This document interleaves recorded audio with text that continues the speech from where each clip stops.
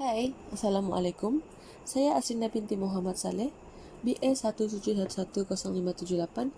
daripada grup 9 akan membentangkan motivasi dalam perjalanan ataupun cultural motivator. Masuk kepada pengenalan, terdapat berkaitan erat antara pelancongan dengan budaya. Selain daripada alam semula jadi, produk budaya juga menjadi objek tarikan kehadiran seseorang pelancong ke sesuatu destinasi. Pelancong adalah seseorang pelawat yang datang dari luar tempat yang dilawatinya, manakala produk budaya pula adalah objek tarikan yang terdapat di tempat yang dilawatinya itu.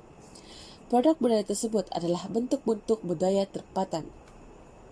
Bentuk-bentuk budaya tempatan merujuk kepada budaya benda dan budaya bukan benda. Budaya benda merujuk kepada budaya hasil ciptaan manusia yang mempunyai nilai dan kegunaan dalam komuniti itu. Manakala budaya bukan benda merujuk kepada amalan, sistem kepercayaan, pemikiran, nilai-nilai yang tidak bersifat benda, malah lebih bersifat akal budi dan rohani. Motivasi pelancongan pada dasarnya seseorang yang melakukan perjalanan didorong oleh beberapa perkara dari berbagai motivasi yang mendorong perjalanan. Hasil daripada dua alih falsafah ini mengatakan bahawa motivasi dapat dikelompokkan menjadi 4 kumpulan utama, iaitu yang pertama, physical or psychological motivation, yang kedua, cultural motivation, ketiga, social motivation atau interpersonal motivation, dan yang keempat, fantasy motivation.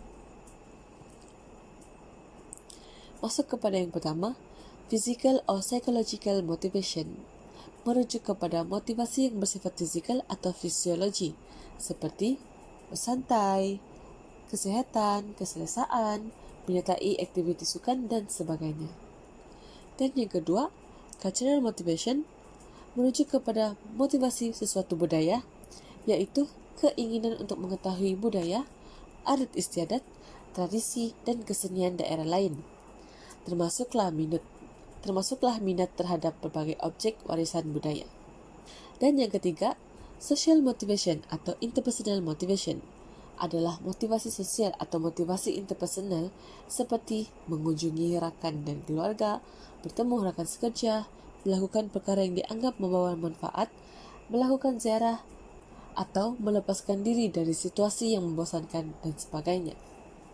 Dan yang keempat adalah fantasy motivation, iaitu adanya fantasi di kawasan lain seseorang dapat melepaskan diri dari rutin harian yang membosankan, dan peningkatan ego yang memberikan kepuasan psikologi, juga dipanggil status dan prestige motivation. Motivasi perjalanan seseorang dipengaruhi oleh faktor dalaman dan faktor luaran. Secara intrinsik, motivasi terbentuk kerana keperluan atau keinginan manusia itu sendiri. Menurut teori hierarki keperluan Maslow, keperluan ini bermula dari keperluan fisiologi, keperluan keselamatan, keperluan sosial, keperluan prestis, dan keperluan untuk kepuasan diri sendiri. Manakala, motivasi ekstrinsik adalah motivasi yang terbentuk dipengaruhi oleh faktor luaran, seperti norma sosial, pengaruh atau tekanan keluarga, dan situasi kerja yang diinternalisasi dan kemudian berkembang menjadi keperluan psikologi. Motivasi pelancong untuk melepaskan diri dari aktiviti rutin berfungsi untuk mengembalikan keharmonian dalam masyarakat sehingga pelancongan dapat dilihat sebagai bentuk terapi sosial. Motivasi adalah faktor penting bagi pelancong dalam membuat keputusan mengenai destinasi pelancongan yang akan dikunjungi. Calon pelancong akan melihat kemungkinan destinasi pelancongan di mana persepsi ini dihasilkan oleh pilihan individu, pengalaman sebelumnya dan maklumat yang diperolehi. Apapun motivasi seseorang untuk melakukan perjalanan, bagi pelancong perjalanan itu akan mempunyai beberapa faedah, termasuk yang berikut. Yang pertama, perjalanan adalah mekanisme bagi seseorang untuk dapat meluahkan perasaannya melalui komunikasi dengan orang lain, termasuk dengan masyarakat setempat.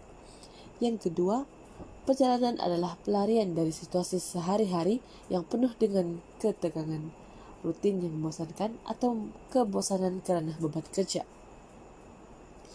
Yang ketiga, perjalanan adalah wahana penyegaran dan pertumbuhan semula fizikal dan mental.